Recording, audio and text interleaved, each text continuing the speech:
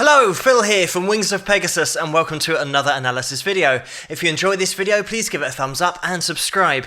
On the agenda tonight, we're going back to 1986 and we're going to be looking at Stevie Ray Vaughan, and he's going to be joined by Lonnie Mack. So let's get these guys up on screen and see how they get on.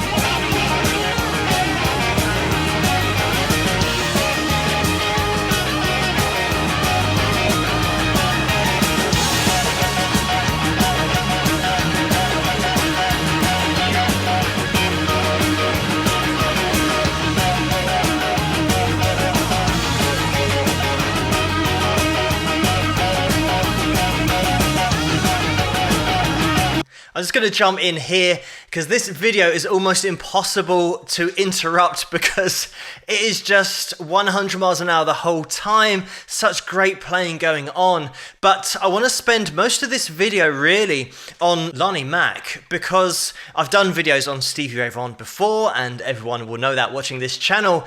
But Lonnie's one of those guys that absolutely flew underneath the radar, especially considering the amount of players that he influenced and players that knew of him, but then he didn't necessarily get a whole heap of attention or be one of those main blues rock, I guess, idols on the guitar, whereas he absolutely could have been and probably should have been. Because when he was 22, and we're talking about the mid-60s here, so I think it was 1963 when he released his album, his first album, and the problem that Lonnie had, it was just one of those circumstances where the timing was really bad, and that's sometimes all it is in the music industry. If you release an album and then 2 months later you have the British invasion, it's going to be so difficult to make an impact. But had all those bands not come over from Britain to the US, Lonnie certainly would have probably just totally cleaned up. There's a reason why guys like Stevie really idolize this guy. And as soon as his performance starts up, you just know that we're going to have top quality blues playing throughout. And Stevie and Lonnie, I should probably pronounce his name rather than using my English accent, but Lonnie, when he gets into his playing, you can absolutely start to see why he was seen as that link between blues and rock, really mixing those genres together with top quality technique. When he'd combine these techniques that you find in rock and southern rock and blues, the way he stuck it all together, but he was so pristine with the phrasing and the clarity of his playing that he really set the bar high for other guitar players at the time who might be throwing together lines that are throwaway lines and aren't necessarily that clean and that clearly played, whereas Lonnie was one of those guys that could absolutely get the technique in with the expression, and that's why he was such an inspiration to guys like Stevie. And you can see how Stevie developed his technique, especially when you listen to Lonnie, the way that he plays with Stevie. And it's great because they are two of the same. You can see the player that came before and then the way that Stevie has taken on board everything that Lonnie played, but then added his own take to it, his own style, his own personality. Lonnie was one of those players who didn't mind staying on a particular note for any length of time when he's feeling it and when he wants to put a particular amount of expression or more expression into one note just to make it more dramatic. And then he can just go away and melt your face with technique and blues lines if he wants to, but it's getting that perfect balance between slow melodic playing and then sprinkling in that speed so that you get that great variation and you never know what's going to happen next. When Lonnie was 13, he dropped out of school, I think because of a fight with one of his teachers, and at the age of 14, he was actually playing in pubs and clubs, even though he wasn't a legal age to play there, because he looked a lot older than he was, and he also had a fake ID, and he was earning over $300 a week, and that was more than a lot of the guys at the local whiskey factory. So it shows that sometimes at school, not that I'm advocating leaving school early, but it shows that sometimes you don't learn at school what you will need for the rest of your life to make a career.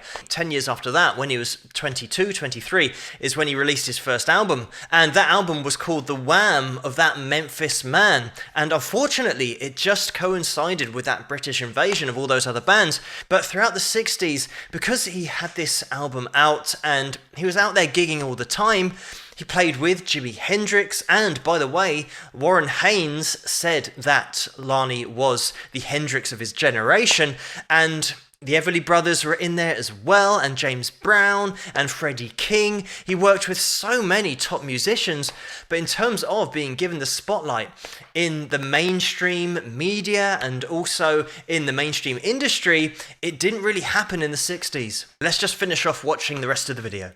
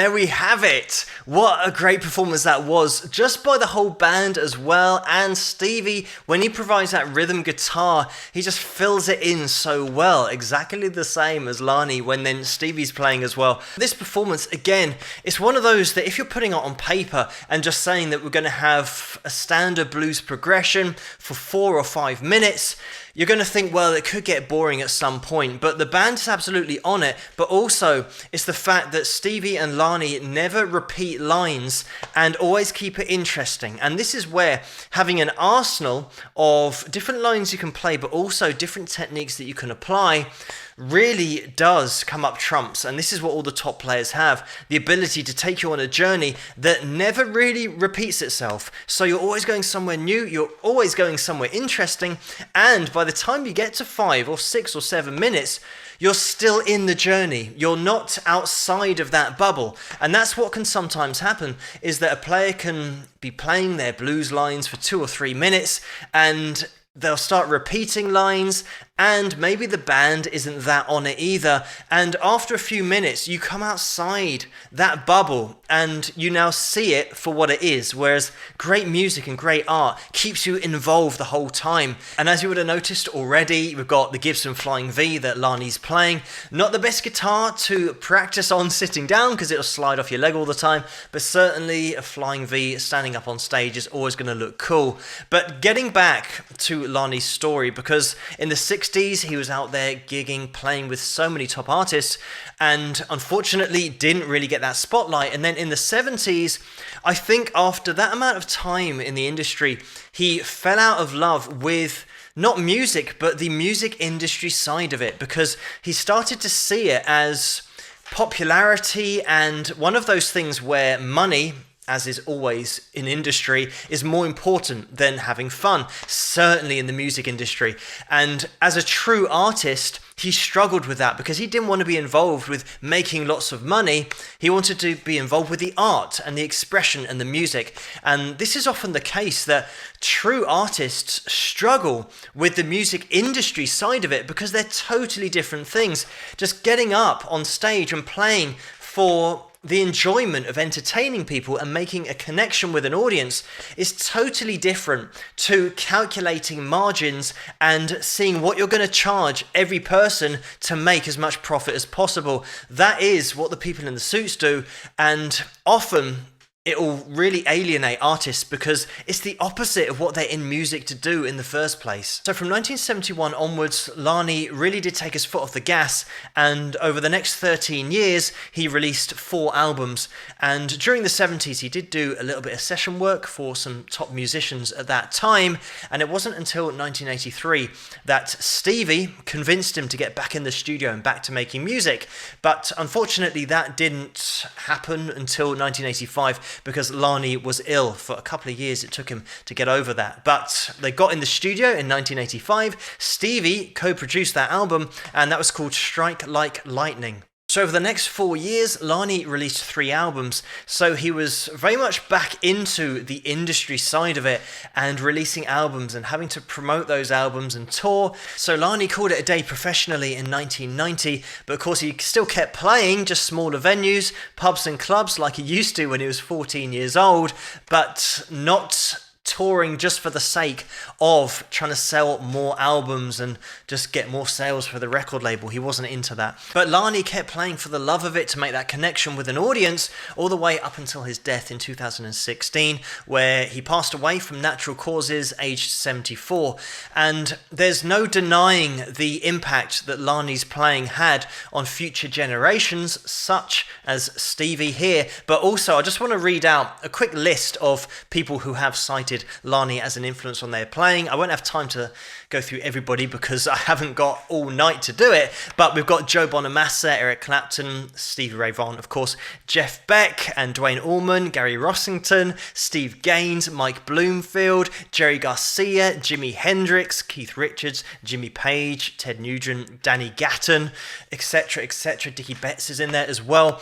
So such a range of players that have all been influenced by this guy, Lonnie Mack. So it's great to put a little bit of a spotlight on him, even though when he was in the spotlight, I think maybe he was a little bit uncomfortable because he just wanted to play music and didn't want all the fame and everything else that went with it. But thank you so much for suggesting this video for me to take a look at, and keep those suggestions coming in the comments below. Let me know what you guys think, and if you like this video, please give it a thumbs up and subscribe, and I'll see you guys at the next one. Rock!